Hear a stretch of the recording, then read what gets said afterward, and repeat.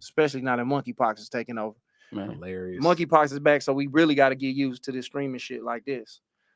Shout out to my daughter's great grandma.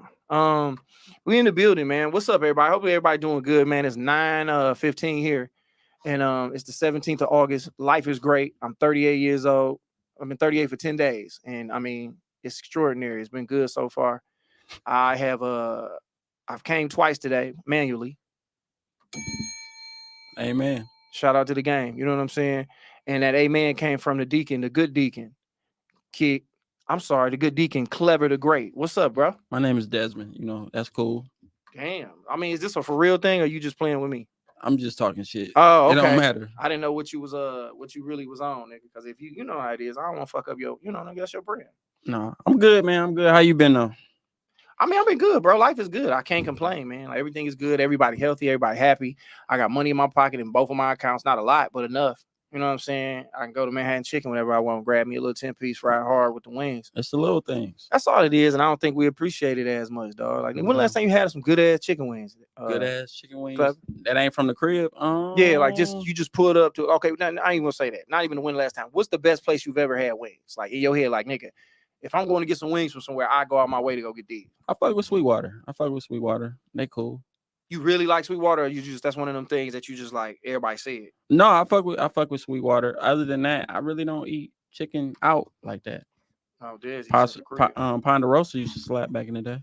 What's up, Mike Ball? That's hard body. I didn't even think about that. Ponderosa. Oh, people forget. Okay, so I don't know if Ponderosa is a regional thing, but Ponderosa is a place where they had like a buffet going there, but they had the coldest wings. Like they was like the first place to be like, you can get some shit to go. Like I ain't never known no buffets to be like, you can come buy some shit to go. Mm-hmm. Like they was like, and I don't think no more Ponderosas around.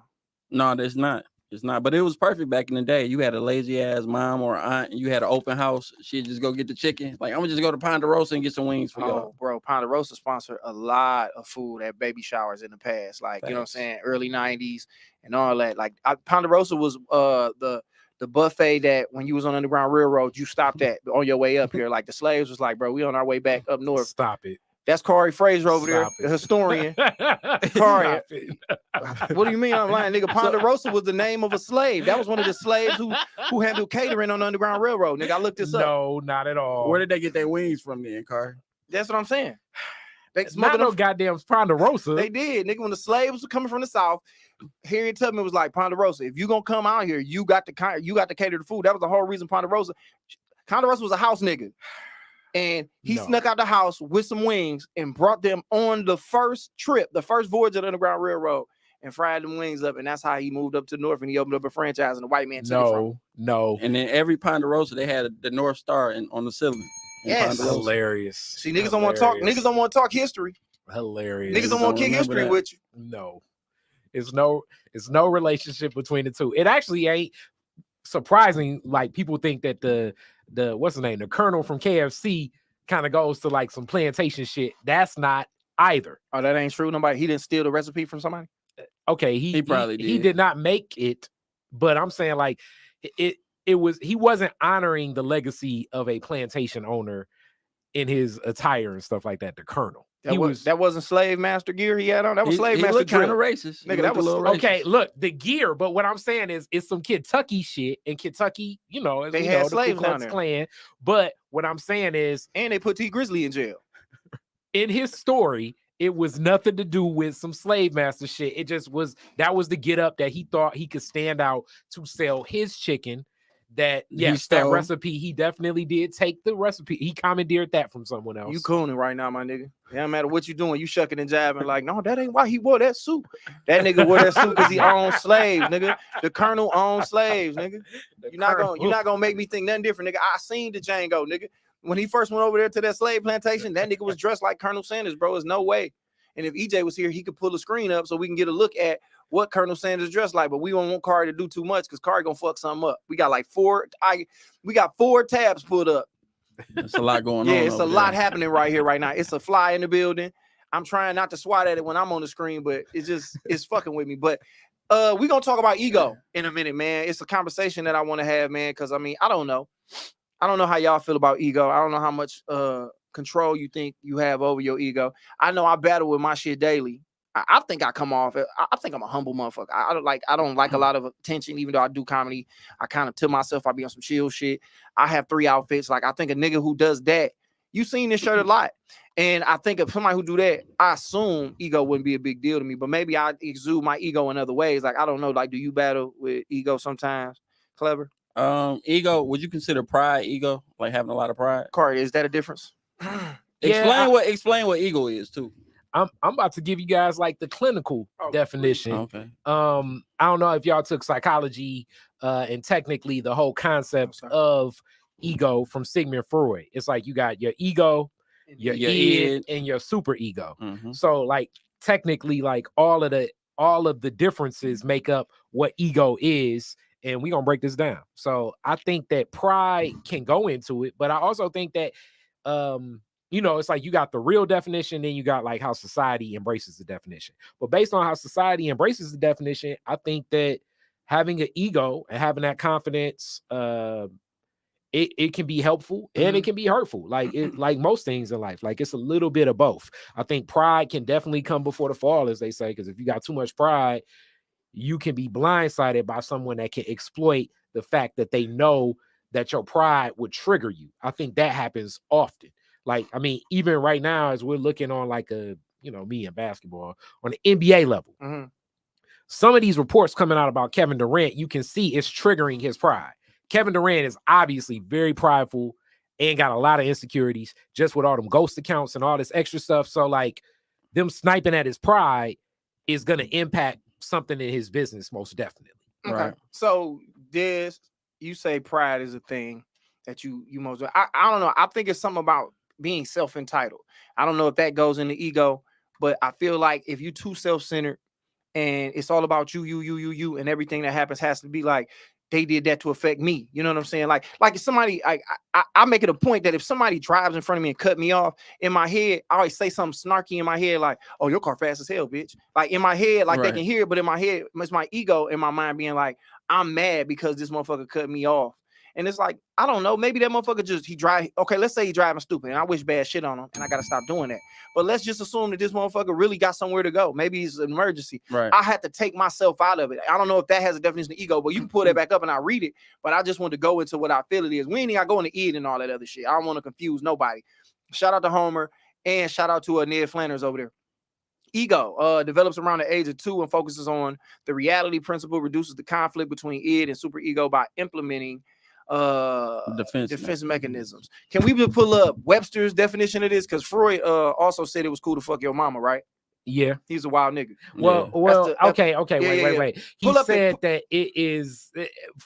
Freud said that it's like subconsciously the attraction to the mother is what exists. So it's like, people kind of like synthesize that down. I get it. I said that for jokes though. But pull up the definition of ego, like just the Webster's definition of, because I think the clinical shit, like ain't none of us going to school for psychology. The reason I said this is because it's a comedian that kind of feels a way about me, and I think it's because I might have bruised his ego a little bit with the conversation. I wish I didn't say he. I could have kept it more gender fluid. That way nobody could know who this person is, but he. There's a lot of male comedians here. It is, but then, once I get into it, I try to keep it cool. You know what I'm saying? Because I don't want too many motherfuckers to be like, oh, I'm taking shots. I was mad when I first had this, like when it came to me, clever. But now it's like, I took my time, I took a breath, I chilled, and I was like, I'm just gonna talk about it on the pod. And I just like, we're gonna attack ego. Because I think that's something we should be able to push down as men, as people, as men and women. Like, you know what I'm saying? And like you said, it's attached to insecurity. And I think a lot of times we be scared to admit that we have insecurities. Let me see here. What we got here? And that's ego. Yeah, for sure. All right, that's the first one up top, right? The self, especially as contrast with another self or the world. Egotism, sense, self-esteem. Boy, I wish I had a fly swatter. I killed this pussy ass thing here. That didn't help either. An example of ego is the way you look at yourself. And okay, I like that. The example of ego is thinking you are the smartest person on earth, relating to self. The most central part of the mind, which meditates with one's surrounding. So yeah, okay. So this is what I think it is, and this is how I break it down. I talked to Khary about this not too long ago. This guy just booked me for a show. It's the difference between ego and self-worth, I believe. It is. Yes. and all of that, I believe, because this dude tried to book me for a show, and then I'm gonna get into the meat of what I want to talk about. It was a guy who booked me for a show, and he's like, "What up, Josh? I've been looking for you. I ain't worked with you in a minute, man. You funny as hell. I definitely want you to come do this show I got." And I was like, "All right, bet." He's like, "What you charging?" I told him my price, and he was like, well, "Damn." He's like, "You know what I'm saying? Last time I booked you, man, you did it for like $50." And I ain't did shit for $50 in a very long time. And I was like, "Well, when was that?" He's like, "I don't know, man. You did my dad's 60th birthday party." I was like, "Oh, how old is your daddy now?" He's like 72. I was like, "Oh, okay. Well, yeah. My price went up a little bit since nigga the late 1800s, my nigga. You know what I'm saying? But that ain't me being, that's not ego or none of that. That's just knowing your worth and your value. That's like business. Yeah, that's just business. Being like, bro, of course, I'm sure whatever you was making 12 years ago, you're not still making that now. Right. And that's not somebody being like, "Oh, he ego, he arrogant." It's just like, no. And he actually took it like that. Like, no, I get it. I don't even think he knew about any of the other things that I had popping, like just that I've been on. He just was like, you was funny as hell then. And it's like, I'm assuming you better now. So he paid me. But I just wanted to say that because I feel in my head, I could have, if me not knowing myself, I could have been like, damn, is my ego telling me that I need to do this for more? And maybe I can do it for less? Or is it just like, no, what I feel like I'm worth because of the work that I put in, and how much I, care and professionalism I put into what I do. This is my price. If you can't, and then I had to learn to be like, if you can't accept it, cool, go ahead, and I'm not gonna feel a way about it. That was another thing I had to tell myself. Like, if somebody said it was too much, I'd be like, all right, I stopped being like, man, fuck that nigga, because I feel like that's an ego thing for me to be like, nah, I mean, if you don't think that's my value, cool. Now, definitely that level of it is like, and it's tough because I battle with that, because sometimes that's the chip on my shoulder where I think my ego is triggered. It's like the whole, am I that person that you trying? Like, are you trying me? Yeah. Or is this really like you ain't got it? So this kind of goes back to, remember we had that whole debate about like a person like interacting with you on a business level. And it's like, how should a person conduct themselves when they want to do business with you? And that, I know that's one of my ego things, but I also think in that same space of ego, because of that, that's why I'm gonna succeed the way that I succeed. Because if I moved in a different way, it wouldn't be the same. I feel like if I move differently and I felt like a person can come at me any old way that they want to come at me, then now I'm disrespecting myself because I don't even have a standard in which I can be dealt with. Okay. And I don't want it to be out there like you dealing with me unprofessionally. So I'm going back to like an older episode where we were specifically speaking about like, if a person's doing business with me and cussing and just going back and forth, just too casual. It's like, deal with me as a professional and let's build more of a personal or casual relationship. But if you meet me in a business space, deal with me professionally. Don't deal with me casually. Because if you deal with me casually and we talking professionalism, I'm gonna feel a certain way about that. That triggers my ego. Clearly, I mean, in the business you in, you in the dot connector business, bro, where you got your hands in a lot of stuff. I'm sure you run across ego here and there. How do you go about dealing with ego? I think we all have triggers. Like at the end of the day, like Khary mentioned what his trigger is, and we have to realize like what our trigger is. My trigger is me being overall a nice person, right? And so when I feel like people are like may have an attitude or say something out the way, I'm like, oh, this nigga think I'm soft. Like he think I'm soft because I'm a nice person. I'm nice because I want to be, not because that's my only option. Yeah. So that's my issue. Or like you said with the dot connector business, like trying to connect two people or whatever. Somebody might not answer the phone when you call them, or I done called you 3 times, you ain't hit me up. Like that person may actually be busy though. Yeah. But I'm looking like, oh, this person, if I was Diddy, that person wouldn't have did that. It's a drinking game. Every time you see somebody swat, take a shot. Yeah, you'd be fucked up. Yeah, every time you see somebody swat, it seems like he only flying people's faces who talking. That's hilarious. It's a fly in the building. But every time you see somebody do like this, just take a shot of whatever you got. If it's water, if it's tequila, if it's whiskey, handle your business. But my man, go ahead. Pissy. Yeah. But that's something that I deal with. Like, oh, if it was Diddy, he wouldn't be late to a meeting or this and that. People don't know what I'm worth or whatever. Fuck all these people. But it's just like, number one, some people might just be ain't shit people. Maybe if it was Diddy, they wouldn't have been on time. That's probably why they're not where they need to be at the current moment. So not taking that shit personally. For sure. And that's a funny thing that you say, not taking it personally. I just dropped my seat down because my head was cut off. But you know what I'm saying? We moving and shaking. So all right, man. I'm gonna read this thing here, man, which jumped off this whole topic that I wanted to get into. And it's so funny, dog, because on social media, dude, I have kind of like I muted a lot of people on there, bro, because it's a lot of negative shit. And in reality, bro, I don't really give a fuck about a lot of shit that's going on with niggas. You know what I'm saying? And it's just how it is. So I kind of just be on some chill shit. But just to give you context to whatever this is, I had a conversation with a dude. I ain't gonna call him a comedian because he ain't really one. But I had a conversation with a dude who does comedy every once in a while. That's a little ego. No, it ain't. It's just facts. I can back it up. It's facts. I mean, just facts for real, my baby. I mean, like 3 or 4 months ago, bro, I had a conversation with this guy, and he called me, and I mean, we was cool for the most part. He would call, he would book me, he would call to put me on shows that he would put together, whatever. Hey, Power, what's up, my boy? And he would be like, every time he had some, I got this script, bro, and I want you to be in it. It's a buddy cop thing. Everything was me and him, and this, that, and the third. We was all right. You know what I'm saying? Cool. I've known him a long time. I've known him a while, even before he started doing comedy, whatever. Well, not before. When I met him, he was getting into it. So we had a conversation. He didn't like the way it went. And then everything was cool when we got off the phone. And then 4 months later, he puts up a status. And I didn't see it because I kind of just took him off my timeline because I didn't want to see it. And he ended up putting the status up, and I didn't see it. And then Mike Larry, my homeboy, comedian, everybody know, saw it. And no, he didn't even see it. The dude texted Mike Larry about it, and it made him go look at the status. And then he came, and Larry just was like, bro, I didn't want to tell you, but you know, whoopty wham, he told me, and I was like, what? That's crazy. So then I read it, and it made me laugh, and we both had a good laugh on the phone. And then I went in, I went off and did my thing on the phone, but nothing I'm finna do here. So this is basically the status right here. This is what Cuz said. He said about 3 days ago, you cleared your voice like you was finna read. Cuz said, had a Detroit comedian tell me that they would tell people to not book me because he doesn't think I'm funny. Now imagine me as a comedian trying to get the approval of another comedian to keep making people laugh. Dog, get a life. And it's hilarious because... Is that what you said? No, this is what he said. No, I'm based on the conversation. Like he was talking about the conversation y'all had. Okay, yeah, no, he was wrong. He was wrong. He was totally wrong about it. The conversation we had was, to make a long story short, we was talking, and I was just like, hey, bro, you know, he doesn't do comedy, like for real. He don't come out, he don't go do shows, he puts his own stuff on. And then from time to time, he'll see something, like if I'm doing my birthday party, he'll be like, hey, bro, can I come do that? And I tell him no.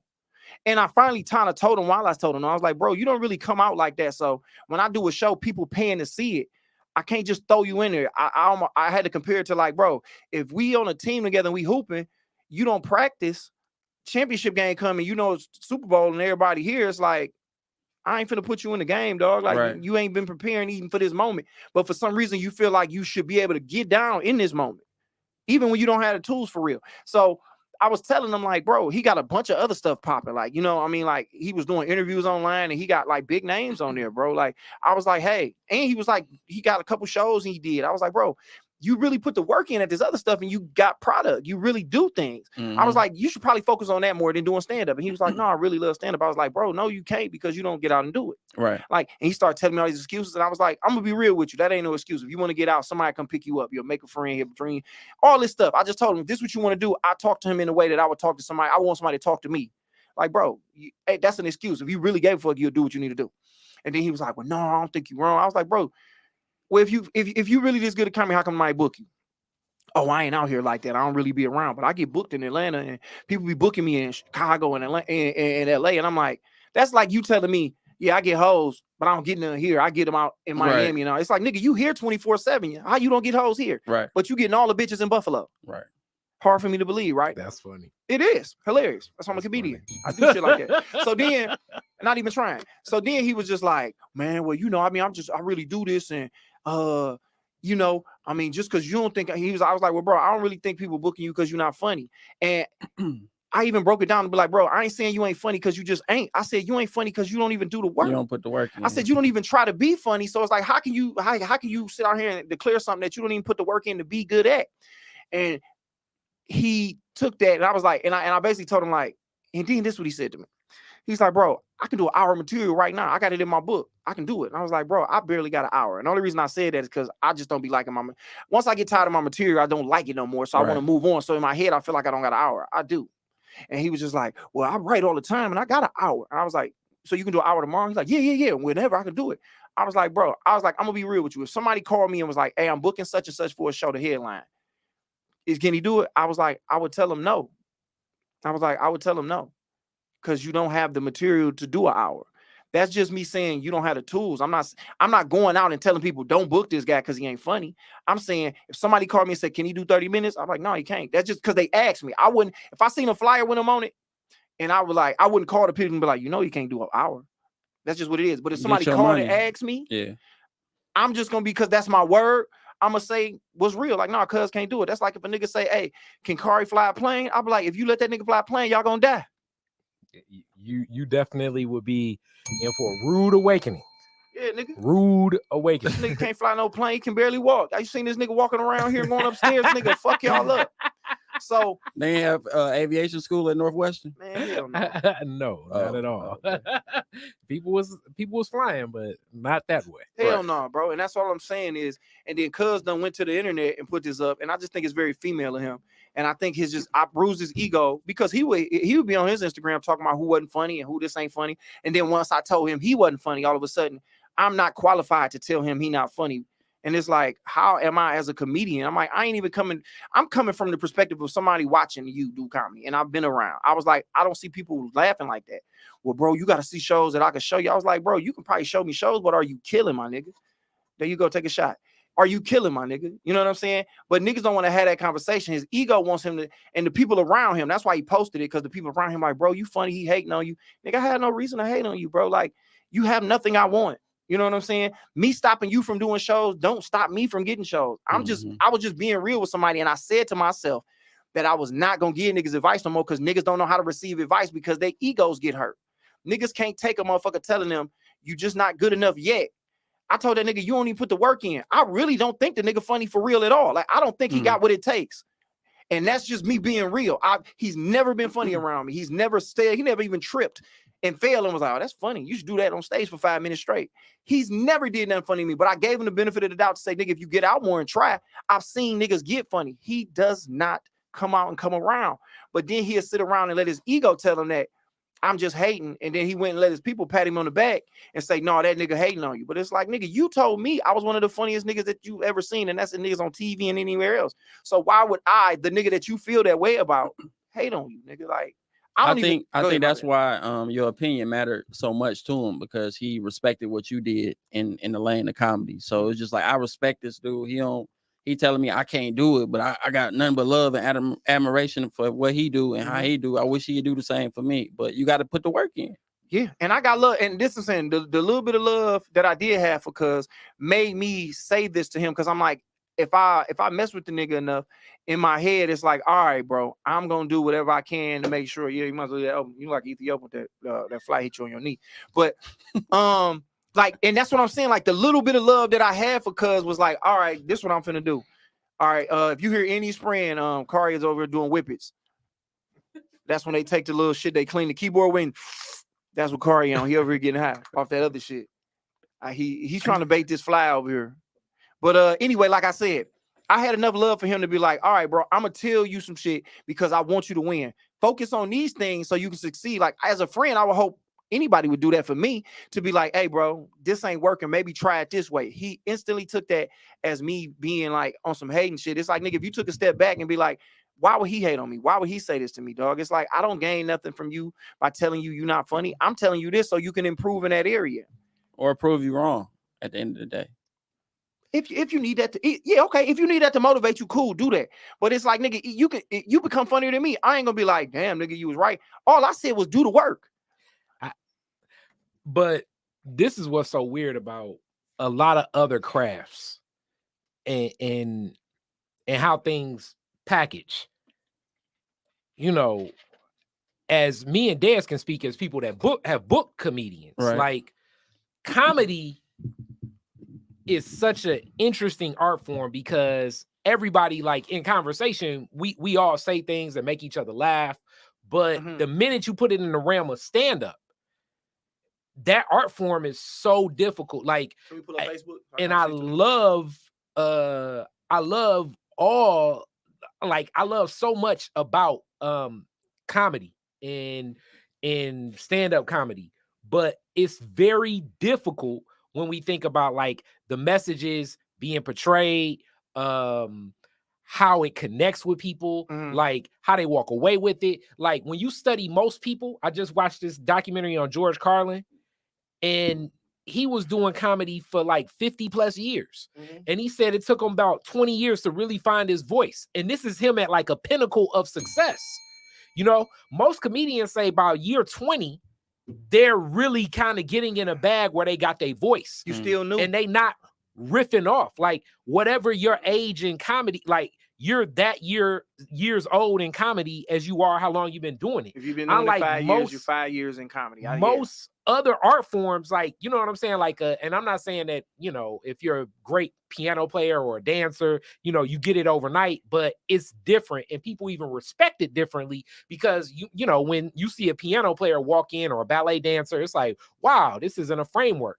You see a comedian, they're in multiple places, in multiple stages, you know, doing multiple things. And plus it looks, a great comedian makes it look so easy. Everybody thinks they can do it. And that's the problem. And that is the strangest thing about the art form. So as easy as Michael Jordan made hooping look, everybody, you wanted to be like Mike, but then once you tried to jump from the free throw line and you failed horribly, you never tried again. But comedy is like, I've had people walk up to me like, boy, hey, I think I want to start doing comedy. And I heard niggas tell me like, bro, you make it look so easy that everybody want to try it. But it just goes back to, man, people's ego. Like I talked to Larry about it. He teaches a class, right, with a bunch of young comedians. So nigga, these is infants in the game. So when we tell them something, just because they get the laughs they get early on, they think they are Kevin Hart. They think they Dave Chappelle. They think they are Ellen DeGeneres. And it's like, you do realize you performing in front of a bunch of people that love you and have much love for you as far as the people that's coming to see you. And you haven't even performed in front of real people yet. So these people just laughing because they love you and they gonna hold you up. And the situation he creates puts you in a space where you not gonna fail very much. So when you give them any criticism, they take it as you hating on them, and that's a fucked up thing that we got to get out of, bro. I think that's more in this generation. Like it's been so many people more so than any other games that I've seen hop out and jump like right to the like, hey, I can do this and I can do that, because yeah, producing your own show is smart. But it's like you say, it's feeding the audience differently. You know how much we love Patrice O'Neal, and Patrice O'Neal even used to say the goal is to get them to be silent and care enough to listen. When I see most young comedians, and some young comedians, you know, they got jokes where I'm laughing, but they're chasing the laugh so much that they don't even take a step back to pause and let it breathe. Niggas want to be famous, dog. And that's what it come down to. Me, I don't give a fuck about the fame. Like, nigga, I just love doing comedy. So I take it differently. Like, even the thing that Cuz said when he said a Detroit comedian, it was almost like he was trying to take a shot at niggas from Detroit. Like, first of all, nigga, I'm from Oak Park. But I take the Detroit moniker on. Like, Detroit comedy, nigga, like, it's one of the hardest places to do comedy. So if you can do it here, you can do it anywhere. But, you know, and then he, you know, I just see little shit that niggas be saying to try to drop his nuts. And it's like, nigga, I get it. You know, you probably, you know, your dick didn't get hard for a while because your ego been hurt. And now you need something to boost you back up, my nigga. It's like, get you a honey pack, nigga, and hit an open mic. Like, nigga, you will figure all that shit out. Like, don't move out here. Like, nigga, this internet game shit. Like, I just thought it was corny. And then the fact that he reached out to Larry, for Larry to say something to me was something that a woman would do. Like, would put a status up. And for me to call him like, so what's going on? Like, nigga, I don't care what you think, nigga. Like, I mean, and this is just me talking out loud. Like, bro, like, I truly didn't care. I truly don't care about what Cuz is on and what he think about. You know what I'm saying? I know he got a lot of pressure. He come from a family that's very successful. And when you not one of them and they ain't checking for you over there, it's like you got to find a way in. But I mean, when a nigga across his family, at the end of the day, dog, I know he gonna talk crazy about me. So I don't really think nothing of it. I just think that everybody needs to check their egos in at some point in time, bro, because you're gonna crash out and play yourself. But I gotta flip on devil's advocate here. In this game where you really do got the back against the wall, I think y'all are the most naked performers, because really, you know, no matter how famous the comedian is, after about 5 minutes in a comedy club, it's like they like make us laugh. You know what I'm saying? When we was out there at the Comedy Store, we saw like some of the biggest headliners across the country. Yeah. They got like a good grace period of like maybe about 2 minutes where the crowd was like listening and stuff. But then after that, it's like, oh no, you up here like a new the nigga. guy that we ain't even know who this is. And you're selling out you know what I'm saying, stadiums. That's how comedy work, bro. But that's my thing, man. This shit not easy. And it ain't no easy way. And I mean, you can try to use whatever name or you got to just to insulate yourself with people that's gonna boost you up. And those 10, 15 people gonna come to the show. But after a while, when they see that you're terrible, they're gonna stop coming. And then you gotta put the work in, bro. And you gotta comedy constantly knocks you down and builds you back up. And niggas don't like that process of the game. Like I used to remember when niggas used to do shows and when they be like, bro, I did good today, so I ain't going up for 3 weeks. Just because you wanted to ride the wave of doing good. Wow. Like, nigga, you gonna go do, nigga, we did shows together. You seen niggas not do good. Right. We've seen niggas like, all right, nigga, like this room is hard. Like, nigga, you got to figure it out.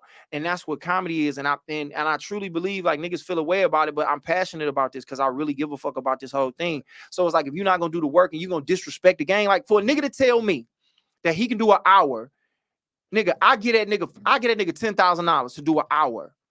I get that nigga 6 months to put his best hour together and go do it. I give him $10,000.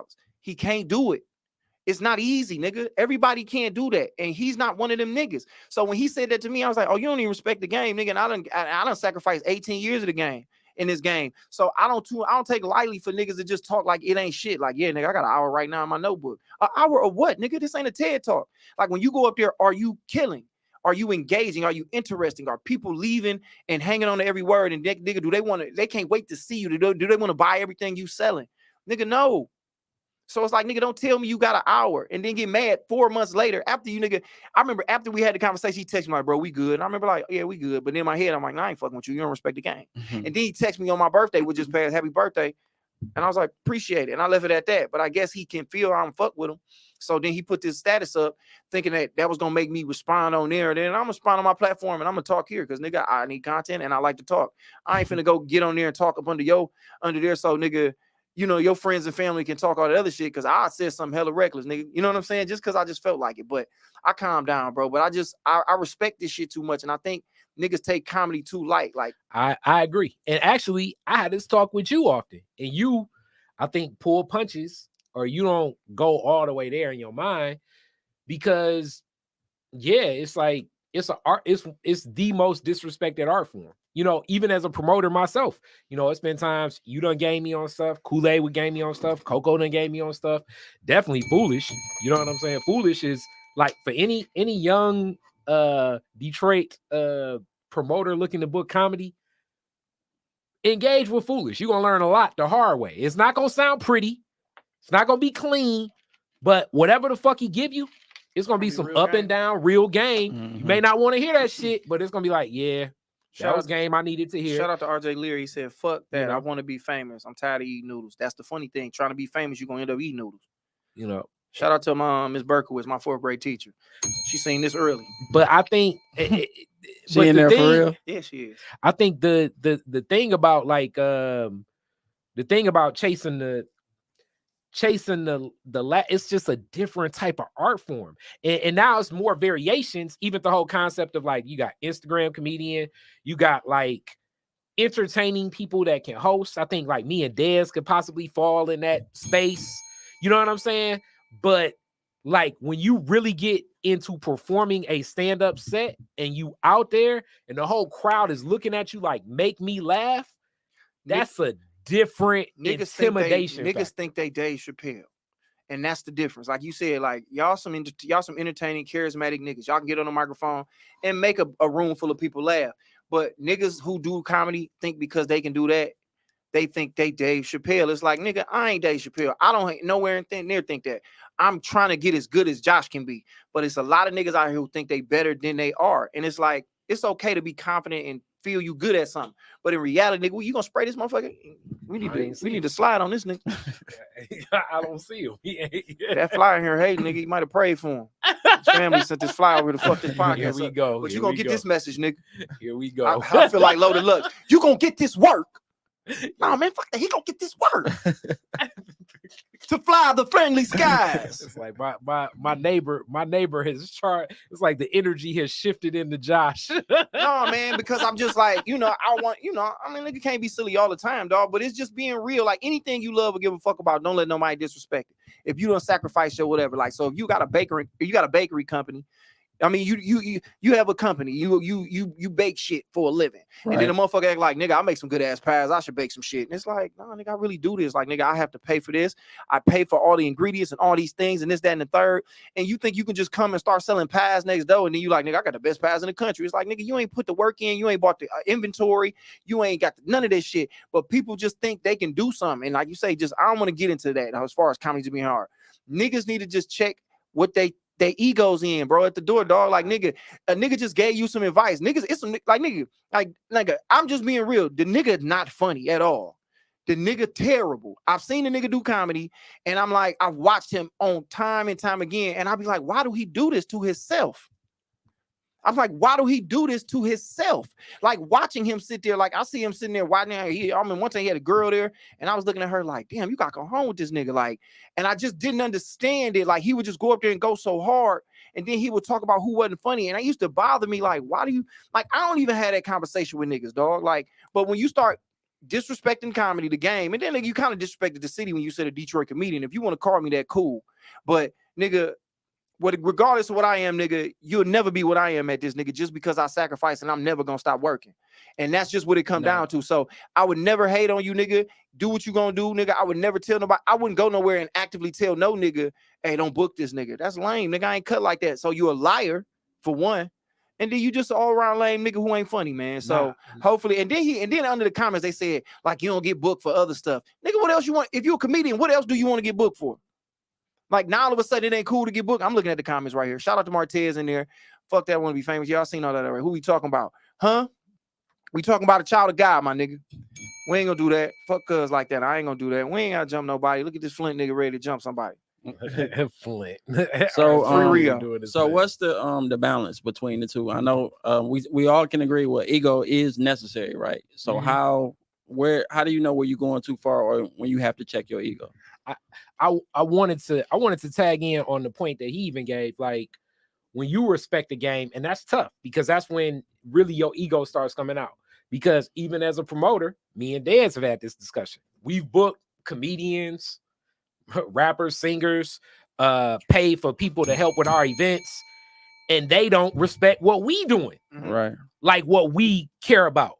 They don't honor it the same, and it's tough. Like, me and him have gone back and forth and had those discussions, pulling each other off the ledge, where it's like, one second, let me check myself, because it's tough, because nobody gonna love it like you love whatever it is, you know. And I know even in dating and stuff sometimes, because it's like, I'll look at some of the stuff that, you know, who I'm dating to work on, and I'll be like, why are you even doing that? But to tap back, just what you're saying is, it's one thing about the niggas you booking, but I'm talking about other promoters that get in the game not respecting what it is you doing. Fuck the people, you know what I'm saying? As far as like, okay, if you book Angie Martinez to come do some shit, if she don't respect you as a promoter, that's just because she don't respect promoters. But I'm talking about a nigga who acts like they in the same field as you, not respecting what the thing you love. That's the difference. Whereas, I guess, and I'm gonna speak from this perspective, because I feel like we kind of in the same game. Like, I feel like, if anything, we are lifting up and providing the stage, so you should respect it. You know what I'm saying? I guess going back to the Kevin Durant example, it's like, yo, the Brooklyn Nets owner is like, yo, man, how you gonna step to me and tell me who I should hire or fire, bro? Who are you? And it's like, I'm Kevin fucking Durant. You know what I'm saying? So it's like, it's a tough zone, because in that checking the ego, maybe we gotta check our ego all the time, because people ain't gonna respect the game the way we respect the game. Right. And it's certain people, I mean, you know, sports analogies, you know, like guys, like, it's just certain people where it's like they take this shit very serious, and other people, you can tell, like, they're just not as serious about it, you know. And you gonna work with them, you know, they gonna lollygag, they're gonna cut corners, they're not gonna like put the focus in and the energy in, you know. And it shows to me when you see the product, and then due to their own like cognitive dissonance, they still thinking that, you know, they doing the same job. That boy killer with the cosmic dissonance, nigga, whatever that is. She said the way you Riri said the way you described that guy sounds like what I was saying in the beginning. Ego is what you think of yourself, and clearly he thinks he's really funny. So his ego couldn't accept the criticism you gave. No, that's very true. Like, cuz really does think he is one of the you think he guys give to the game, and you know, nobody ever really said nothing to him. Like, you know, maybe that was the first time, but again, I always say this shit to people. I was like, bro, I'm saying this out of love. Like, it's niggas who I don't fuck with who be running around thinking they the funniest nigga in the world, and I'm like, cool. I let them niggas crash and hit their head everywhere. I don't care nothing about that, dog. Like, cause I don't have that love for you. It's like, nigga, I don't really, not to say I don't care about your well-being, but it's like it don't have nothing. If this nigga just don't do comedy no more, this random nigga I don't know nothing about, then that's just what it is. He don't really respect it. But at the end of the day, I got to put up my phone so you can just leave it over there. I can see it already. But it's just like I told it. I mean, Kelvin, I told the nigga the shit out of love. Like, bro, this is what it is, my nigga. Like, you should focus on this because you really winning over here. Like, focus all your energy over here as opposed to coming over here and giving this half-ass effort that you giving. Like, and then that way people ain't got to sit through you up here trying to do this shit no more. Right. Focus where you winning at. Yeah, pretty much. Yeah. So you agree the nigga terrible. I don't know what you're talking about. But no, the nigga terrible. But it's okay being bad if you're not trying. Nigga, just figure out how to get better. That's all I'm saying. Like, I don't think he can, but try. And I told nigga, like, come through, bro. Here go these open mics. Nigga, I still go to open mics, and not to say that I am somebody that you should try to do shit like, but I give a fuck. And if you care like I do, I promise you, if you try, I'm seeing niggas who are not the funniest niggas in the world who are getting great opportunities, like, nigga. And I think I worked hard enough to where that's why I'm getting all these opportunities, because I put in the work. I don't think I'm God's gift to the game. But that's the other thing about this game that's so different than other things.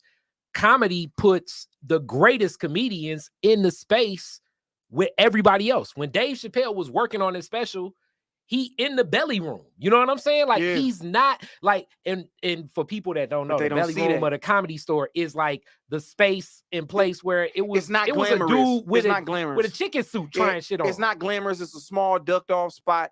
The last thing you would think about comedy in LA, but that's where you get good at. And that's the thing about comedy is gutter.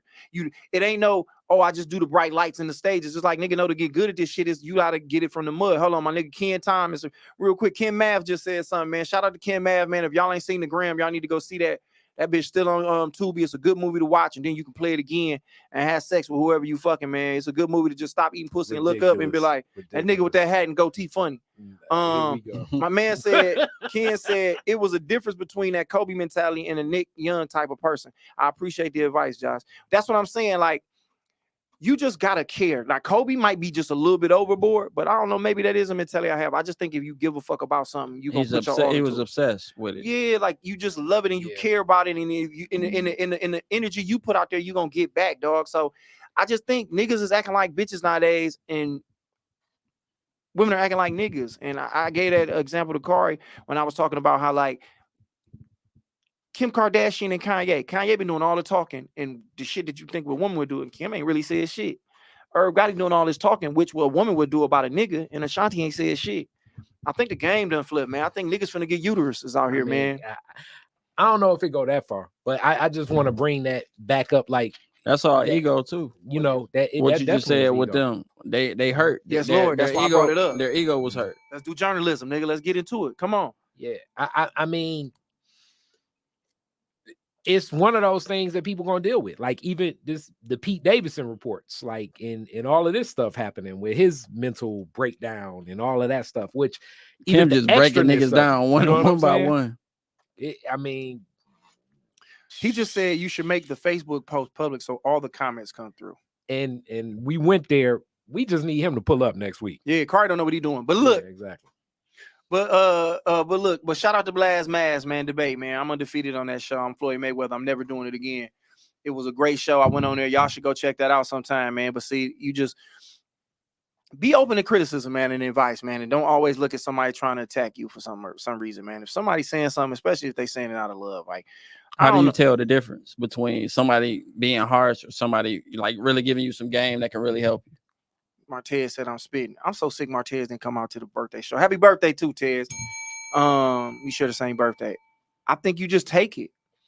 I mean, I play sports, right? So I'm used to being like kind of talked to in a way where it's like you can take it the wrong way if you don't understand that, like, he's talking to everybody like this, and a lot of times, and then 9 times out of 10, if he's talking to you like this, he really care about you. Like, nigga, a roast, for instance.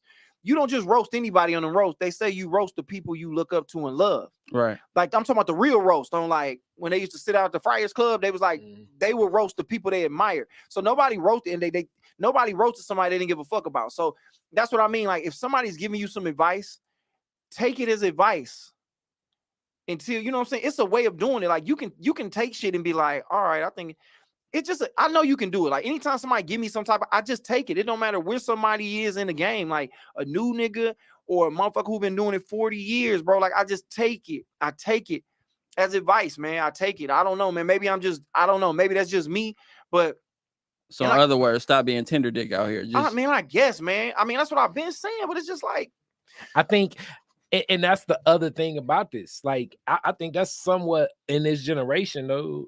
Like, giving people any advice, or like people will take advice or criticism, whether constructive or destructive. Because I agree with you. Like, a lot of times, it's been times where it's like, damn, that shit was raw. Yeah, I didn't expect to get that. But then I sit back, I contemplate. I don't immediately jump to this person hating, and then, even if they are hating, they still may be able to give you, a hater can give you some game. And you know what's so funny? Comedy is like sandpaper anyway. When you on stage, if you're not learning from the audience, like, nigga, if you say something that don't work, you have to ask yourself, like, why didn't that work? And how do I make it work? But that just let you know, if a nigga comedy don't change, then he can't take advice, because you're not even adjusting on the fly in the game that forces you to adapt. So if you go up there and say something that don't work, what do you leave the stage and say? Oh man, nobody really got off. That crowd wasn't shit. Or they laughed a little bit at that, so I ain't bombed, so I can just keep going and keep doing this because I know what I'm saying is funny because my girl laughed at it. Your girl laughed at it because y'all fucking raw. She gotta laugh at it. If she don't come home and don't laugh about it, you're gonna be mad sitting in the crib crying, and not a nigga that she loves has done been broke down. So what I'm saying is, if a nigga can't even read the room and be like, all right, I didn't do good, or look at your set after you blew the room up and be like, how can I make improvements? Then of course, if somebody come to you and say, hey bro, you should probably try this and do that, and hey bro, don't cuss so much, or hey man, you know what I'm saying? You know, women in the crowd, like, bro, try to do your material. Don't jump right off in the crowd and start roasting people. Like, I just think, like, I just broke it down, man. I just think that dude is delusional, and in reality, I wasted my advice. I wasted my words on somebody who won't be doing this in 5 years, and that's what just kind of, I should have just really like cut the nigga off years ago, like, you know what I'm saying? And that's what's messed up about it, because now in the future, and I'm sure Dez probably feel this way too. Don't ask me for nothing. You not gonna get the same advice to the next person, because you're gonna be thinking like, they may take this out of context, and I can't even lay some game on somebody because I already got it right now. I don't want it to be like that. I already got it right now. Right, hold on, let me read this. Ted just said something real quick. Ted said most men who have good fathers in their life recognize tough love versus hating way easier than most. 10 years ago, I thought I was the funniest cat till I bombed and Martez went up and set the room on fire. All right, right. Just okay. Let's give me an example. Okay, I am gonna give advice. Here we go. Khary, go ahead. Ask me, dog, for some advice. About comedy? Yeah, just whatever. You know what I'm saying? I'm a new comic. What? You know, should I? You know, how do I set up telling a story when I want to tell some jokes? How do I start getting into storytelling jokes? Just keep doing your thing, my boy. All right, what room should I start hitting when I'm looking for rooms out of town? How do I get booked out of town? Just keep doing your thing, my boy. Should Khary be barefooted all the time out here? Just keep doing your thing, my boy. That's it, man. A nigga can't say shit to me then. Nigga can't be like, man, I just kept doing my thing. Yep. Just keep doing your thing, bro. Like, that's all I got. And then even, I'm gonna give you this. You even told me this. And others have told me stories like this too. It's a lot of OGs in the game that didn't even really have a conversation with you for a while until they knew you was really in the game. Yeah. You know what I'm saying? Like, they went where you probably felt one way or the other about them, and it's like, damn, why they not even really, you know, connecting or rapping? Because it's like they don't have a presence of mind to be just taking up space for somebody that may or may not commit to it. Then after a while, it's like the OGs build with you differently. Go ahead. It's similar, like my cousin. He's real big in weightlifting. I've been in the gym a couple times with him, and he's done been in there and been talking like, oh, he's doing that wrong, or this and that, or he's not breathing, or I'm like, damn, why don't you go tell him that? He was like, no, I'm not here with him. I'm not. He's like, he's been doing this for years like this. Mm-hmm. People don't know how to take advice when they've been doing stuff. He's got to go back over like a baby and like start with the bar and learn how to breathe every time he lifts the bar and do all that stuff. He said, but no, I'm not doing that. He said, but if it's somebody that he see continually coming to the gym, working hard, trying to get better, he is willing to help them. And that's a perfect example, because imagine being in the gym, telling somebody that's trying to throw up 205 that, hey bro, you need to start over at the bar. His ego gonna tell him, Nah, I'm straight, nigga. I want to do 205. That looks sweeter than me just over there doing the bar. Even though you're not really doing no real work. Right. But this dude who really know what he doing is telling you to do your thing. But that's when you just walk over to that nigga and be like, hey, bro, keep doing your thing, my boy. And just walk over and do what you've been doing, dog. Like niggas don't niggas don't want advice, man. So it's like niggas want you to pat them on the ass and tell them what they doing is the right thing. And you know, I'm just not gonna have that conversation with niggas no more. I'm not gonna waste my breath, dog, because like I said, I've only got angst from it, nigga. And it's like, bro, I don't even want to smoke no more. Like it's just weird to me that I even had to feel a way about that, nigga. Like it made me cringe all over. Like I want to just call it, nigga. I want to say so much, and then it was like, you know, the line that Jay-Z said, like, you know what I'm saying? Real niggas show love, fake niggas won't be because they realize that's the only way we ever gonna speak. And I don't even quote Jay-Z a lot, but that's it. And I want to say this, and then we can do whatever after this. When it comes down to it, nigga, it's the same analogy I always use, nigga. It's 300 when they had all them niggas that came out. You know what I'm saying? This is the reason why niggas don't speak to comedians a lot, because they come and go. Niggas come out and it was 300 motherfuckers from Sparta, and it was 1,000 weird niggas from wherever place they came from, and they was like, we're going to fight the Persians. And the nigga was like, what? And they was like, and then the Spartans, just 300 these animals, monsters, killers, was like, yeah, we're going to fight the Persians, but it's only 300 of y'all. And they was like, and they asked the other niggas, it was 1,000. I'm like, all right, what do you do? And one nigga was like, I'm a blacksmith. And the other nigga was like, I'm a baker. And then the nigga was like, Spartans, what do you do? Them niggas like, and that bitch shook. And them niggas was like, we have more soldiers than you do. And they walked off and laughed and walked by them niggas. Them Spartan niggas was different, man. They went through, they took over, they killed niggas. And when they took over lands, they fucked people in the ass. Them niggas was real savages, man. Niggas don't know how Spartans got out. That was a fact I didn't need to hear. I'm just telling you what's going on. Keep doing your thing, though, my nigga. He is telling the truth. He is telling the truth. Spartans fuck people up in the ass. But that's scary, though, to think that Spartans fuck people in the ass. That too, that's very scary. But I'm just saying that shout out to Coach Izzo. No, we green and white. No, not those Spartans. We talking about Roman and Greek history, which I mean obviously carries on with not Mateen Cleaves, you know what I'm saying? No, not the Flintstones. If you don't think one of the Flintstones fucked somebody in their ass, you a lie. Here we go. But it's scary to think that you can be so close or maybe so far away, and somebody can have some information that can change your life, can tell you nigga what the 4-digit is straight, but your ego won't allow you to hear it. Yeah, man. And that's what, and you know, just to bring it back to me, man, I'm glad I got that off my chest. That was the portion of the show called Where the Hoes At. And the hoes was on Facebook putting up comments. And Where the Hoes At has nothing to do with actual women or nothing like that. It's just about hoe ass activity, man. Shout out to Feckin' Church. But my thing is this, bro. It come down to shit like this, dog. I just want to check myself. Like, I want to make sure me personally, I'm always in check. My ego, even though I might jump out of body, I can always pull myself back in. Like, what you doing? So like, was that ego for you feeling a way about what he said? No, because I felt more like, nigga, I was coming from a place of love. And then, like, in the conversation, like, nigga, I remember this so crazy, so vividly. I remember talking to him on the phone. I had my car. I went to go to Chipotle. I just got off work because I still work a job because I'm a Detroit comedian. And ego. Yeah, you know what I'm saying? But I jump in the car, right? And I go to Chipotle, give me some grub. And I'm driving. Nigga called me and we talking. And he was talking, I got a script. And I'm like, all right, bet, bro. Like, just send me the script. And in my head, I'm like, all right, nigga. Because I ain't doing a lot of nigga shit right now because I'm focusing on mine. So then we just start talking. I brought that conversation up. And then I'm just like, well, bro, you know, you ain't really getting booked like that. Well, niggas ain't booking him. He just giving me every reason why niggas ain't booking him other than him not being funny. And I remember like, bro, and I said this to him. I was like, bro, I said I wasn't going to give people advice, bro. And I fucked up and I shouldn't have. And now look at me. Now I'm here arguing with you. No, bro, because I'm just not understanding. I was like, all right, bro, look, I just want to get off. I'm going to just get off the phone, bro. So I'm going to talk to you another time. No, I was like, bro, please, let's get off the phone because I don't want to hang up on you. Like, ego would have been like, bitch, nigga, fuck you. In my mind, bitch, nigga, fuck you, hang up. Like, you really violating my space and my time by not letting me go. But I'm trying to be respectful and be like, bro, please, let's just get off the phone. And I really feel lame for saying that now. Like, bro, please get off the phone. But it was like, can we just get off the phone? And then that made me call Larry. And then I told Larry, and I knew Larry be able to tell him in a way. I was like, Larry, is cuz funny? And he was like, well, yeah, dog. You know, I mean, yeah, he cool. You know what I'm saying? He just need to do such, such, and such. I was like, but what do that mean? That he need to work on such, and such? Is he funny or not? He's like, well, I mean, he ain't funny. I was like, yeah, because it's black and white with comedy. You are or you not. And now that's where I think different people got different senses of humor.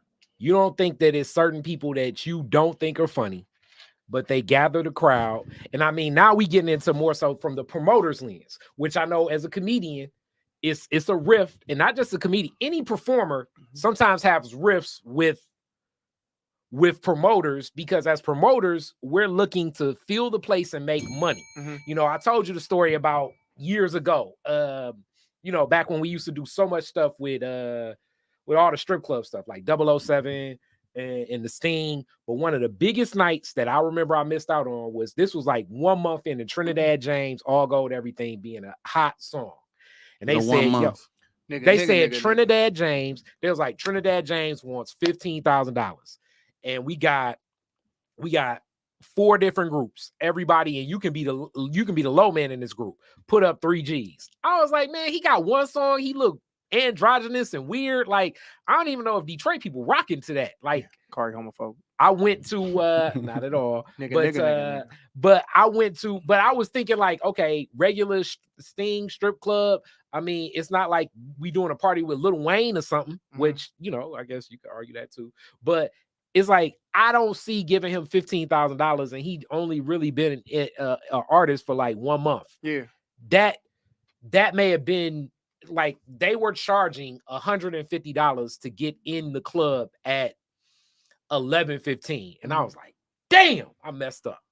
Okay. Yeah. Now, with that, him as like at that point with a limited catalog, one song, I'm like, he gonna do the same song 4 times or something? Run that bitch back. They ran it back 3 times that night, and it went. Like, it was a successful promotion. So as promoters, it worked, even though it was other artists that were like, to me, bigger names, more talented, should have been booked. But from the promoter lens, he was booked. I think in y'all game of comedy now, you know what I'm saying? And we've seen it. Like, if a celebrity step out and say they want to be a comedian right now, it's like, oh man, we can book, I don't know, anybody. LeBron James doing the comedy tour now that he done retire. And he may end up on stage with Kevin Hart. And promoters will book LeBron James to do comedy. Oh, I did. T.I. Promoters will book, period. Like the biggest venues. Because from a promoter's lens, it's like they putting the butts in the seats. So what you saying? T.I. gonna be thinking he's funny. So what I'm trying to say is this. But this what you did. You went, hold on, because you went on some promoter shit. I get it. If a nigga book a celebrity, and that's a celebrity, but now you get to the saying to me as far as like, okay, maybe he hit my sense of humor, maybe I don't fuck with his sense of humor. It's like, no, I can appreciate, nigga, I can watch somebody be on stage and not laugh and be like, oh, I understand why that's funny. Okay. This human being has no humor inside of him. And I think so, that's all I'm saying. So it's like, I'm not looking at him like, oh, I don't like his comedy. It's like, I've seen him perform in the places where he's supposed to get off at, and he don't get off. It's like, you don't have the tools to do the thing. So it's not like I don't like his comedy. It's niggas comedy I don't fuck with that I'm like, yeah, he can do that for an hour and it's an audience that'll fuck with him. This man has, this nigga, I mean, he puts the whole shit. So this man has nothing to go on stage and do for anybody that's gonna be like, I want to see that again. That's what I'm saying.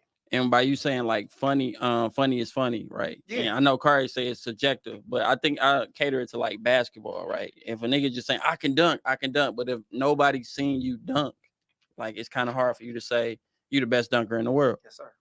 No, that's perfect. I mean, that's a very good, that's a perfect way to put it. It's like, so you don't think you don't think the subjectivity in it plays a role? You got subjectivity. Say that one. Break that down. What you mean by plays a role? Like, because different people got taste and sensibilities. It may be an audience, but this is what I'm saying is it's audience for everybody. He hasn't even tried to galvanize that audience yet. He's not around. He just shows up and thinks that if I'm doing a show at New Way with all these white people, I'm supposed to put them up. And nigga, you ain't never really went up in front of no white people. You like, nigga, in comedy in the beginning, you have to be able to be funny in front of everybody. And that's how you get strong. And then as you get more mature in the game of comedy, you start to find your audience, curate your audience. This is mine, and I'm gonna start developing a draw from this, and this is who I'm gonna cater to. He hasn't even started the fact of being funny. Like, nigga, yeah, it's nowhere I can't be funny at. You know what I'm saying? And that's no ego, that's no shit. That's just work I put in over 17, 18 years of comedy, my nigga, all over the country. So when I hear a nigga tell me he's got an hour of material, and I'm like, bro, I bang my head against the wall every other day, mad because I ain't developed nothing new else. I mean, I can go up and freestyle, yeah, but it's like, nigga, I'm trying to develop material, shit that's gonna stick. And a nigga tell me he got an hour, it's like, oh, I'm dealing with a lunatic, a nigga who's not dealing in real world shit. When you sit here and say this, like, that's like a nigga coming to me and be like, oh yeah, nigga, Steph Curry, nigga, I can shoot that nigga, I shoot the lights out. That nigga Steph Curry is shooting that bitch right now. He's shooting that bitch right now, and he's been doing that since he was a little kid. And we saw him in the Burger King commercial with his daddy. So you gonna tell me you can shoot better than that nigga? Nah, bro, I'm not gonna let you do that. It's not real. Yeah, man. Yeah, I got you. So what else is going on?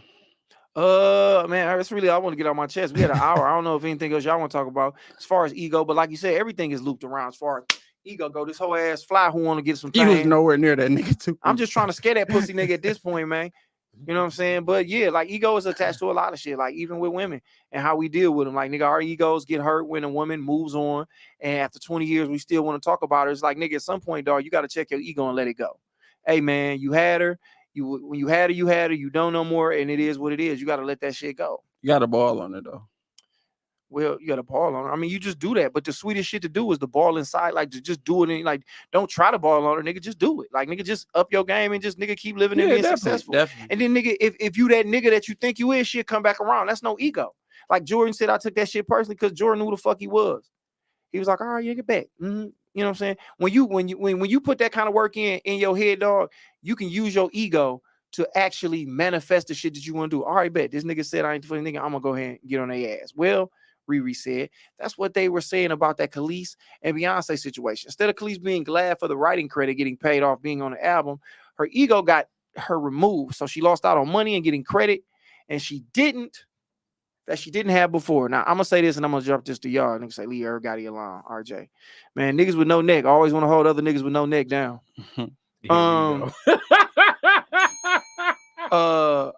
From what I heard, she didn't own any of the rights to none of that music. I heard all Star Trek had it. So it's like the fact that they gave her anything, they didn't have to give her. So I mean, like, as far as her ego, I mean, her ego got in the way. I think she just like, I kind of wanted credit. They fucked me, so I just want to let it be known that they was fucking me. I also think music niggas. What do y'all feel? I think that like even the Irv thing and the Khalees thing, like right now, the controversy is the rollout. Like, it's a good rollout. Irv Gotti's been on Drink Champs before. His first interview, and I think he's very charismatic. He tells great stories. Nobody talked about that. You know what I'm saying? Because nobody cared about that. It's the shock factor. The shock factor today is the rollout. It's the connection. Like, even here we go with the shock factor of you. And he was there at the Fox with Monique and DL Hughley. Like, the shock factor of those 5 minutes of the shit Monique was saying about DL Hughley basically knocked out the park so much for people to talk about. Like, our society right now, I think, is conditioned to galvanize spectacles around a lot of this. You know what I'm saying?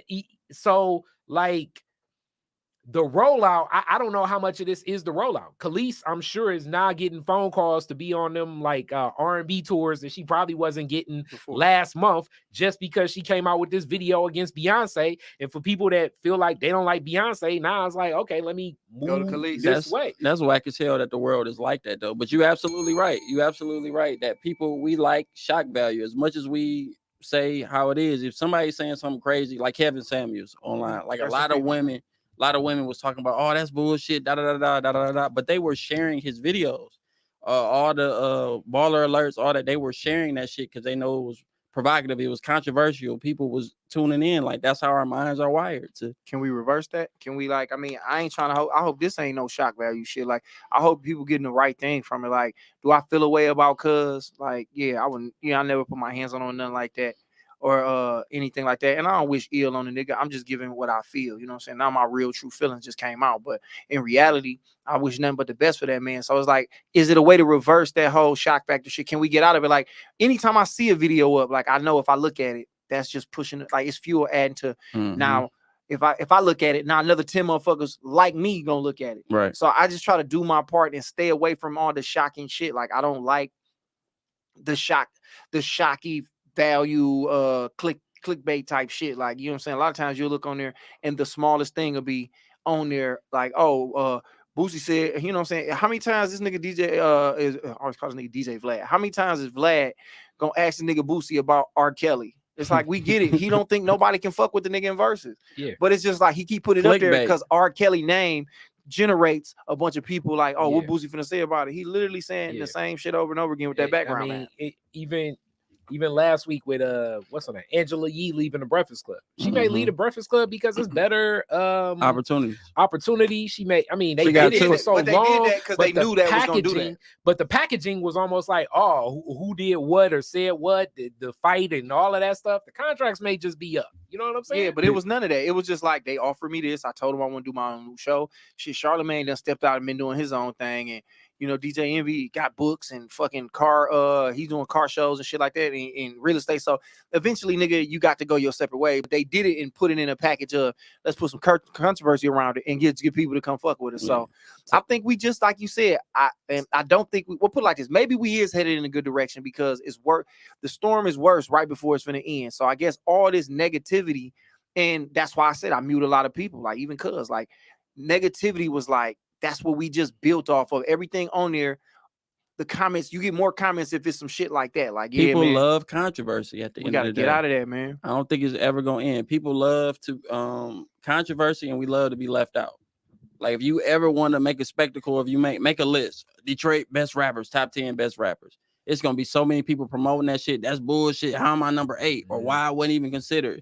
If it was a list of the best 20 comedians in the city of Detroit, you know, that shit will go everywhere. That shit will go everywhere, and it's unfortunate that it's like that. Is it wrong? Blast Mass says, is it wrong to intentionally try to create shock though,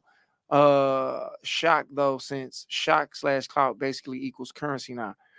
I mean, go ahead, Car, if you want to hit it, because you took that deep breath. I think that nigga took all the air. Hilarious. Cognitive dissonance is and then stop flying and shit. I do think that you playing with, as they say, like, you playing with powers that you may not necessarily be able to control, because usually that stuff turns around and rolls back on you. So it's like you dealing in the world of, it ain't dirty macking, I guess we want to say dirty media or something like that. Like, you are going into a realm of shock instead of a realm of like real life. I think one of the toughest shock value things going on right now is what's old girl from Love and Hip Hop, where shocking went wrong. What's Jocelyn?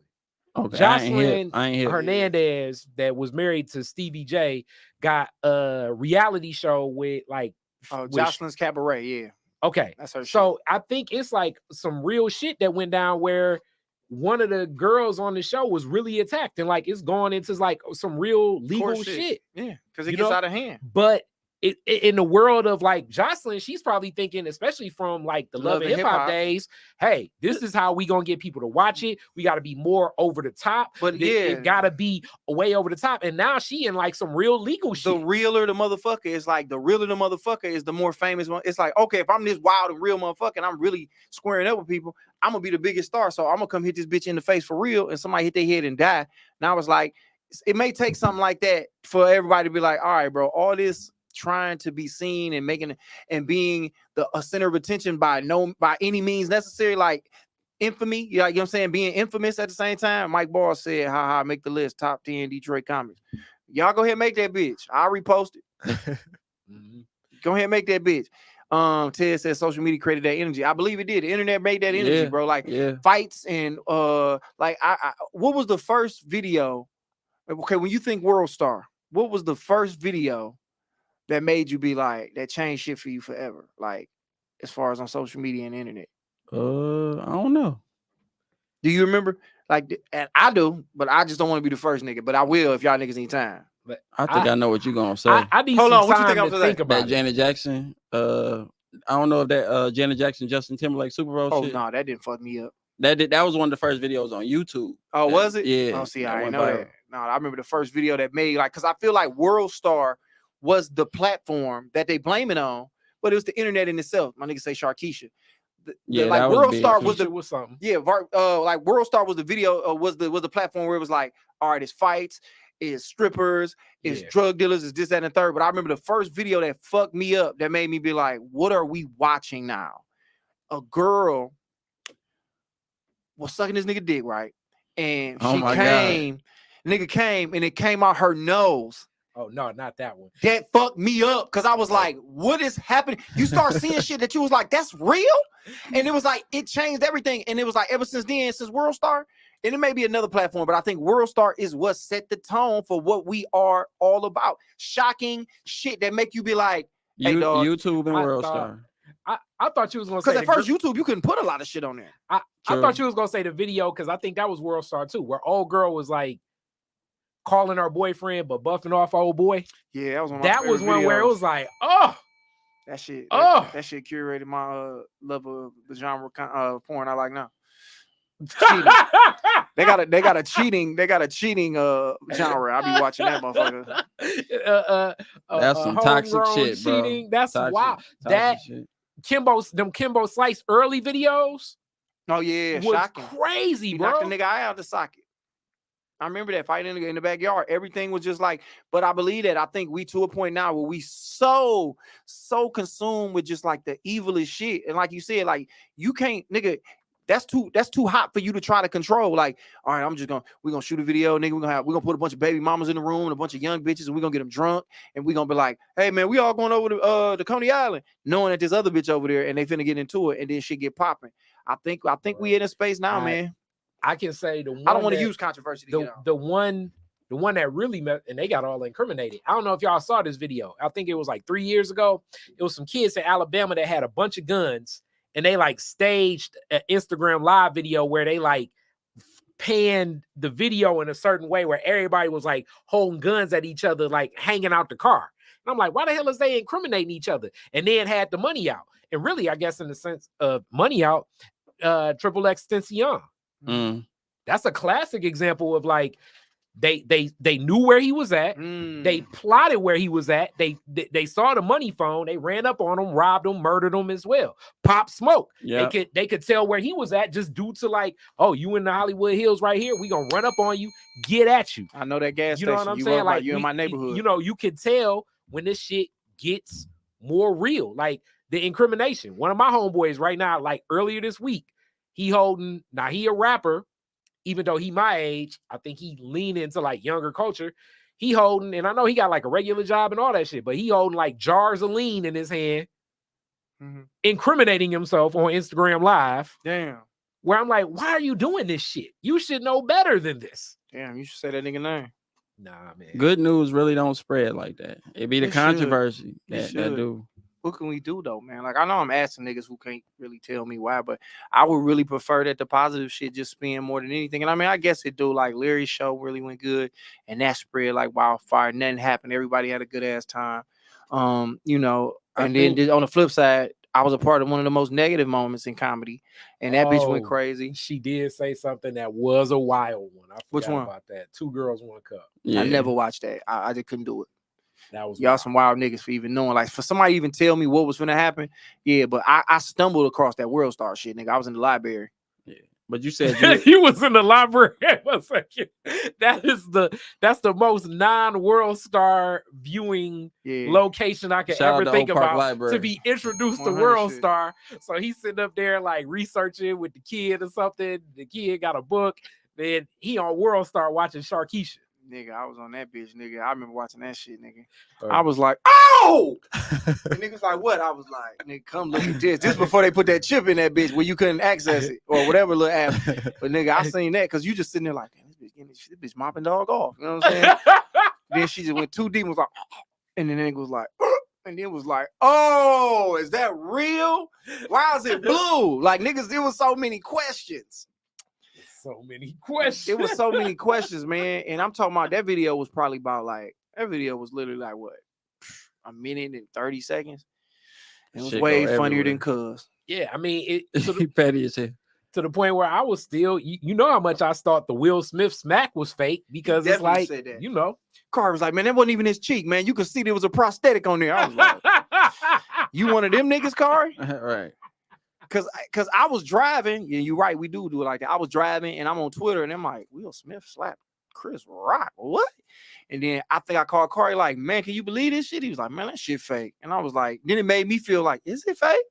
I felt foolish. Like I didn't know, like, nigga, what's real, what's fake anymore, dog. But I mean, the rollout is controversy usually goes with like whatever certain rollouts are. I mean, you mentioned Vlad's whole platform in my mind is built off of a lot of that controversy. Shock in value. some ways, no jumper in certain ways. You know what I'm saying? I think no jumper got a little more integrity than Vlad usually does, but it's still like one of them things where, you know, people splice, and even the way I guess Media Takeout or World Star would take some of the like snippets from Kevin saying any of this stuff. Like they'll take snippets from most of that stuff. That Irv Gotti interview is long as hell on Jink Champs. 3 hours. You know, so when you sit and watch the whole thing, I'm not necessarily saying Irv don't still look like a sucker, but you get a little bit more context than just like the 4 or 5 minute clips that most people watch. Yeah, but I think it's the game that we in just overall. It's just like we can't be playing basketball and be mad like I can't kick the ball. Like what type of shit? It was just like these are the rules. You got to play the rules in order to win. So it's like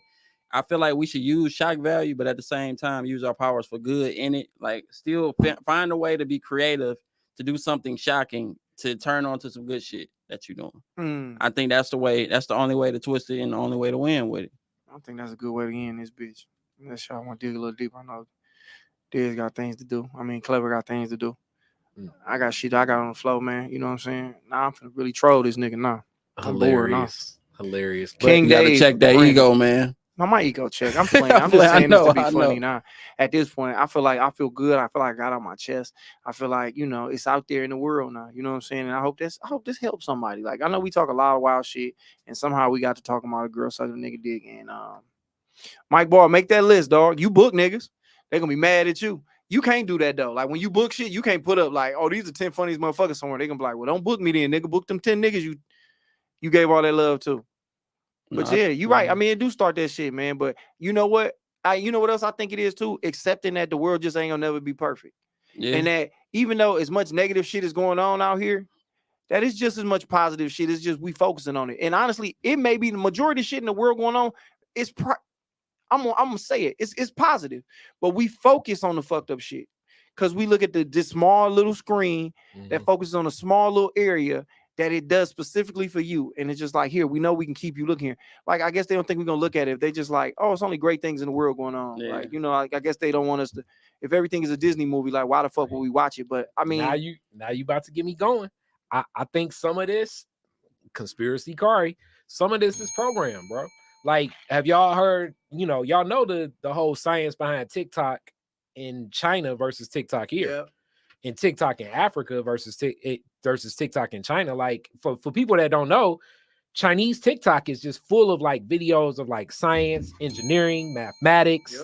Yep. It was originally a Chinese-based corporation, which most Chinese-based corporations also have partnerships with the government.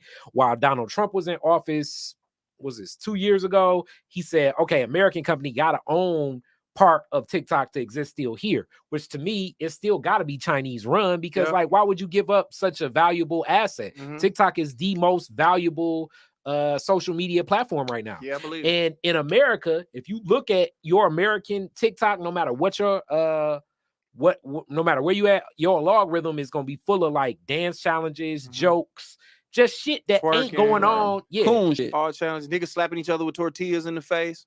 Yeah, so like your conditioning is gonna be that versus if you there engineering, science, math, like where do we even go? Because I do think it's an audience for other things, but where is that audience even in existence? But they didn't give us a chance. They already curated it, and like you and I heard the TikTok over in Japan, they shit cut off after like 10 o'clock. Like you can't even be on it. So our shit is 24 hours and is bitches twerking and motherfuckers doing lip sync shit and all that. And it's like they kind of was like, all right, we're gonna find a way to kind of fuck with which it is like the fabric of what we are and what we think and what we attribute to. Like I got 2 little girls and they do TikTok dances because they think that's how they get famous. I become a famous TikToker and people just gonna pay attention and they now you locked at the screen looking at mind numbing shit as opposed to them seeing all this enriching like you say, motherfuckers doing gymnastics and building shit and just accomplishing things. Like it's just a total different thing over here. So it's what they feeding us, man. And it programs what we attracted to. Okay, now I got this question. If you were to go to your daughter and say, all right, let's not do TikTok, can you even do that? Because she got her friends and the rest of the people she associate with is in TikTok. I mean, like, that's gonna make how would you even be able to do that right now in this society if you wanted to do that? You can, but you'll have to really regulate what's going on. Like, but you know, I mean, unfortunately, my daughters like don't live with me. But like, I mean, somebody who wanted to do something like that, take the phones out their hand. Like, you know, I mean, like the fact that kids is 4 or 5 years old and they know how to use the phone better than shit. Grown motherfuckers. Yeah. Take the phone out their hand. You don't have to let them watch their phone. Like, what do you need TikTok for at the age of whatever the fuck? If you don't know everything, I'm sounding like my parents. Your math, your arithmetic, and that's the same thing. But reading and arithmetic and geography and all like, that. Damn, they was right back in the day. Yeah. So it's like take that shit from them. Like if we know it's poison, like Nick, you ain't gonna let your kid drink bleach because you know it's poison. You're gonna take that from them. But even if the rest of society is bleach drinking, no, it's poison, nigga. But it's a slow killer though, so that's why it's a lot easier. Like sitting here now knowing it, bro. Sitting here knowing like nigga, the phone is fucked up. Like nigga, I took a break from it because I know like it puts you in a space of weird now, nigga. It kind of hurt your ego. You know, you look at it and be like, damn, this nigga doing this and she doing that, and damn, I ain't got this, and I ain't posting a while, and oh man, I ain't get enough likes, and I ain't did this, so I gotta say something so that way it feeds my ego, whatever them endorphins, that shit that it releases in you, nigga, that make you be like, all right, hell yeah, fuck, I wanna keep getting this feeling, and all they doing is conditioning us. But like you said, you start young, take that from your kid, like, hey, that shit don't mean nothing. So okay, but in this day and age, because so much stuff even functions through the phone. I hear what you're saying. It's like, are you gonna be like you damn near is like a Gestapo, a military sergeant on some old like Major Payne shit by trying to take a phone from I think a kid these days, bro. No, you're not. I just think if the parents is working together and you know it's for the greater good, you take that away from them, especially if you see it's taking, you know, you can see how much time is being dedicated to certain shit on their phone. It's like, but what do your kid need a phone for? Nigga, you not going nowhere. You right here. All right, bet. Here, you regulate what they watch. You regulate what they do. That's what you do as a parent, man. You protect your kids in every way, physical, mentally, and spiritually. So you make sure you keep all that fuck shit from around them. That's just what you're supposed to do. But ain't that how like the preacher kids are developed though? With shit like that? Like with preacher kids, no, you can't listen to that secular music, can't do that. That make them want to do it even more. Oh, so you saying being too tough or force them to? I mean, it ain't shit they can do outside of once they leave. Once you leave, you leave. But in my house, I'm gonna stop you from doing it. But as a kid, you don't even realize what your parents did for you until just later on anyway. So all you can do is do what's best for them. And then when they realize and they get out in the world that they just a little bit better than other motherfuckers are all better off, they like, damn, that's because my dad took the phone away from me. He took this from me. They be sneaking phones in like they on the inside in Josh's house. It'd be like prison. They be sneaking the phone. I mean, I'm just being real, nigga. Like just knowing that, like, you know what I'm saying? Just knowing that, bro. Just knowing that you gotta, if you can stop it, why not? That's all I'm saying. If you can stop a car accident beforehand, why not? Let me get them keys. You drunk? Yeah, I mean, I definitely agree. Do you think in the same perspective between social media and reality TV, like both worlds, do you think that justifies some behavior of shit you've seen? Like, do you think from Love and Hip Hop or I don't think it's justified, but like meaning like in most people's mind now they kind of even have a level 2 to you was looking at my man or you was looking at my girl. Like, do you think social media you can be in that box where now you've created like a whole society of people that justify whatever those actions that probably are not normal or for the good of society? I don't think it justified. I think it explained it though. I think being like, all right, this is why the people the way they is. Like, you got to think about, man, it's about what you put in your body, what you're around, and what you're doing. So if you're around a bunch of motherfuckers who just social media, just entrenched in it, and they move and do a certain way, like, okay, let's just look at Will Smith and them. Like, let's be real. I mean, all his kids look like they're going to be pretty successful, right? But they've been around success their whole life. Not just, and I'm just giving you an example of, it's about what you're around and what you constantly seeing and doing. And I mean, I just see how they get out, man. And I just think like it's about what you putting out there, man. Like if you do it early, man, you can create what you can make the kids you want to make. They still gonna be their own individuals. They still gonna want to do what they do, but they morals and principles is based off of that. And we grew up, nigga, like we tripped over the internet. Like nigga, these kids was born with it. We were sheltered. Yeah, we was tripped over. Like nigga, it went from nigga TV come on at a certain time, and if you don't watch it, you missed the shit. To all right, here come this thing, and then you didn't know where everybody was at. So now we all interconnected. We tripped over the internet, like, oh damn, this is a thing, and then we learned on the fly. They straight up like, nigga, this all they know is Syrian. Facts, nigga. Anytime I want to see a show, I want to see it now. My daughter was crying because she wanted to watch Encanto right now. Like I was like, we ain't going to the movies to watch that. We going to see this though. But she wanted to see it now, and in reality, she could. So I don't know, man. Whoop your kids, man, so they don't grow up and be whole ass people. Whoop your kids. Yeah, man. Just whoop your kids, man. I think that's what it is, man. We do too much like, yeah, letting them get away with what they want to get away. Whoop them motherfuckers, man. Put your hands on these kids and whole ass people. Check your ego and whoop your kids. That's the name of the podcast. Sometimes you got. We already named this bitch, but sometimes you got to whoop your niggas up front too. Like whoop grown niggas, man, because they still learning. Some grown niggas on some whole shit. Whoop their ass too, man, because we still kids and we all still child. We all still a child of God out here, man. So if a nigga out of pocket, beat their ass. Hilarious. Khary, where you finna be at, bye? Man, same old. About to work on a little bit more video stuff. Couple other things popping, but you know, I'm slow motion. We working on this. Desmond Clever, where you finna be, my good brother? Man, just working on building Clever Vision Studios. We looking to launch that in the fall. Start back doing the interviews and you know, helping tell stories out here. Hey man, if y'all don't know it right now, man, my guy Clever is one of the pioneers in media. It's just like just to have a motherfucker like this that I can call and ask for some advice or just a plug. It's crazy, like the way this man. We had a comedy show that was a really, really, really popular comedy show back in the olden days, man. It helped hone my craft, and a lot of comedians' craft. Like a lot of new comedians came through there, and it was one of them spots, man. Like a lot of big names came through there. Ha was there, Ryan Davis pulled up, Mo Williams came through, even though Dez don't like that nigga because he was talking about the club that night. That wasn't cool. Bro, it was just just like I said, ego. Yeah, good shit, Khary. Good shit, man. I oblige. Man, I'm paying this nigga, man. Why he ain't talking about it? It's like nigga, he just using the tools around him to do a thing. But again, he was cool after that. The next time I met him, he was a cool dude. Yeah, but he was, man. Cool nigga. But yeah, man. Shout out to Claire pulling up, man. But yeah, if he finna get it popping, like, so just be ready. He finna do some shit, man. He don't do too much talking. So if he done said it, nigga, shit, Quincy Jones done already agreed to do something with the nigga, so it's already finna be big shit. So y'all look out for that. Anything you see Clever Vision a part of, y'all need to fuck with it. You can catch me in St. Louis rolling on dubs. Who line is that? The person you said was better than Jay-Z. And he was delusional saying that garbage. Wrong answers only. Delusional. Busy Bone. Every time I hear Busy Bone now, I think of in the controversy world when what's the name was on stage. Gangsta Boo was like, Busy Bone ain't got his meds. It's like every time I hear that, I think she was on his ass. You can find me. I will be out in what's today? Oh, tomorrow. I mean, if you ain't doing nothing, dog, I'm out in Hazel Park with Tam, I believe, with Tam and my guy Brett. I'll be headlining that show. The 19th, I'm gonna be fucking with Ronnie Chanel in the Detroit Takeover somewhere. It's a secret location, so you need to go ahead. I'm gonna put a flyer up. Y'all go fuck with that.